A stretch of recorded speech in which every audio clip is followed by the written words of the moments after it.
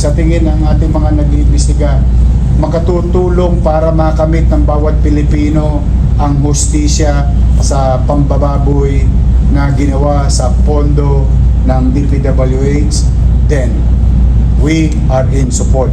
Update po ba sa flood control? You've mentioned before, may mga unpaid taxes from 2022 pa. Paano sa tingin nyo nakalusot po yun from 2023? Thank you for asking. From last week, we have about 8 million collected. As of this morning, may additional 4 million collected. It's about 12 million. Paano sila nakalusot? 3 years ago? Hindi ko alam. Hindi naman ako mayor noon. Pasensya ka na. Oh, but, are we pursuing them now? Oh, yes. Do we have a right to pursue? Yes. Kasi accrued na yun. Due to the city. It is an existing law or what you call tax code of the city government. And one of the provision in the tax code is that all contractors must pay contractor's tax. 82.5% of 1%. So in every million, they have to pay 8,250. Very minuscule number. Pero neglect. But this time, we're going after them. Now, again, if I may use this opportunity through your television, I'm giving them an ample opportunity. SOA were issued to their respective offices and company. I hope they will comply. Now, because of unpaid dues, unpaid obligation of this corporation, they may be subjected to penalties, surcharges, and interest. That's normal. But the City Government of Manila, through the City Council, Vice Mayor Chi Atienza, our directive is to come up and pass a law, what you call general tax amnesty. So they can avail of such measure and pay only the principal. If and if, bawa, hindi pa rin sila tumugon. Hindi naman kami mangingimi na pailan sila ng kaso. At yung mga kasong to, padadala namin sa pick-up, DPWH, DBM, and DPWH, DBM, Office of the President. Plus, they're going to face, if there is criminal aspect of it, then we'll file criminal cases. Hindi kami mangingimi. But, don't get us wrong. Kita mo, ang haba ng pasensya namin. Bago namin paila na kaso, we make sure that due process of law were observed and evidence is present, then we'll make them liable. Hanggang kailan po yung paluto? Ang galing ng tanong mo, diniscuss ko nga lang kanina yan kay Treasurer. Basta binibigyan ko sila ample time. Kasi they have to pay. It's, alam mo kahit anong gawin nila, nila matatakbuhan niya. Kasi biniyaran na sila. Natapos na. Now, having said that, on the other side, last Friday, 5 project ng DPWH, I signed business building permit. See? Wala. Bayad sila ng regulatory fees, bayad sila ng contractor's tax, then we sign a permit.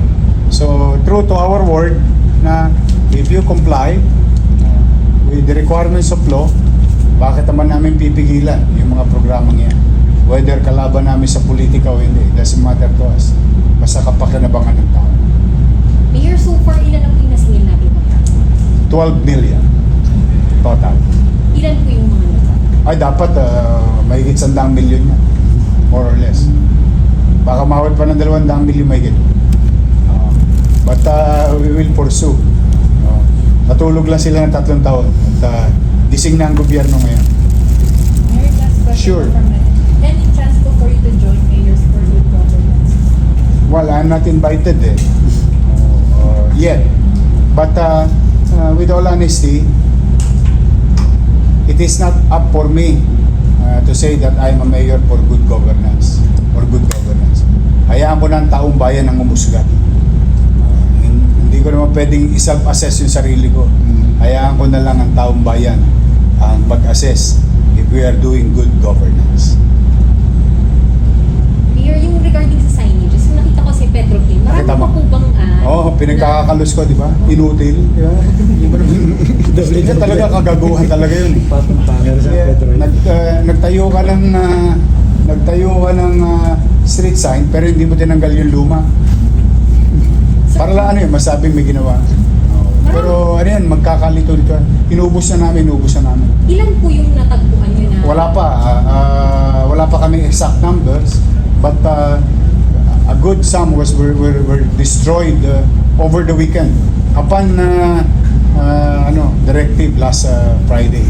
Marami nang kinalos ang city engineering. Pero talaga sa totoo, hindi ko rin maarok yun.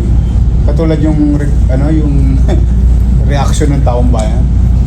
Nakakapanlumo. Kasi talaga naman una-una, sorry my French, kagaguhan talaga eh. Sayang, pagwawaldas ng pera. Could have been used on other things. That's 39 million. 39. How many signages po kaya? 39 million. Wala, it's District 1 to 6 eh. Kaya inaalam namin yan eh.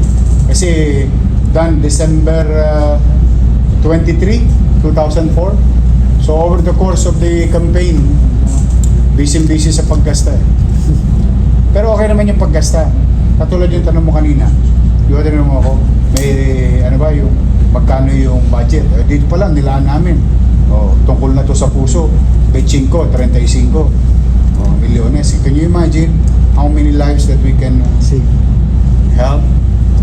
But then again, I hope dumaan sa proseso. We'll look into the matter. For the meantime, unahin ko muna yung maaring magdulot ng kalituhan or confusion sa kalsada. Last po, Sure. sir. Sa tingin nyo, sino po dapat ma-held accountable for the flood control? That I am no judge. I will let Senator Marcoleta and Senator Lacson do their part in the Senate. We are watching. I think the Filipino, for that matter, not only Manileños, are watching the Senate hearing. And I hope that the President, with this directive, mapagtagumpayan ni Pangulo at ng Senado na may mapanagot. Baka one of those scandal lang to. Ang taong bayan humahanap ng resulta. On our case, pag kami may ebidensya, wala na yung investigation. Kal kagad. Kasi may nakalap kaming ebidensya kamalian. Whether kakamping congressman or kalaban na congressman. Yung away politika, sinasantabi natin, basta ikabubuti ng distrito nila, at kung hindi sila balat sibuyas, to call their attention, kaya ako naman kinukul yung attention nila, dahil mali. Ngayon, pagtatanggol nila yung mali, problema nila sa taong bayan yun. I will not stop calling the attention of those congressmen, whether they are okay now or not. Basta mali, sasabihin ko yung mali, dapat itama. O katulad na nangyayari ngayon. Sino ba ang nagbe-benepisyo ng pagpuna ko sa kanila lahat? O di ba Maynila at mamamayan? Primo, dapat wala tayong kita na 12 million. Pero meron tayong dumating. Kasi bakit? Mali ba kami? Mukhang tama. Bakit? Kung mali kami, hindi magbabayad yun. Kasi alam nila tama sa batas. Who is going to be guilty or not? I will let the court later on to decide on the matter. I will let the Senate with all its power, makapangyarihan ng Senado, the last bastion of Filipino people, Senado, hopefully I trust their judgment. We, as Filipino, support them. For the meantime, we move on with our lives. We do what is correct and what is necessary for our people. Trabaho muna kami. Yung pananagutan nila hindi natin lilimutin. Last Sana. po. Sure. May reaction po ba kayo? Yung Diskaya daw, mga Diskaya, willing daw po mag-appear as state witness. Ano? Willing daw po sila maging state witness. It is up for the committee to appreciate. If they are a viable state witness, it is up for the judgment call of those leadership. If they think that there is value on it, then so be it. Yeah? It is not up for me to decide. Kung sa tingin ng ating mga nag-iimbestiga, makatutulong para makamit ng bawat Pilipino ang hustisya sa pambababoy na ginawa sa pondo ng DPWH, then we are in support of any act later on by the Senate with regard to pursuing individuals and corporations to be held accountable. Thank you.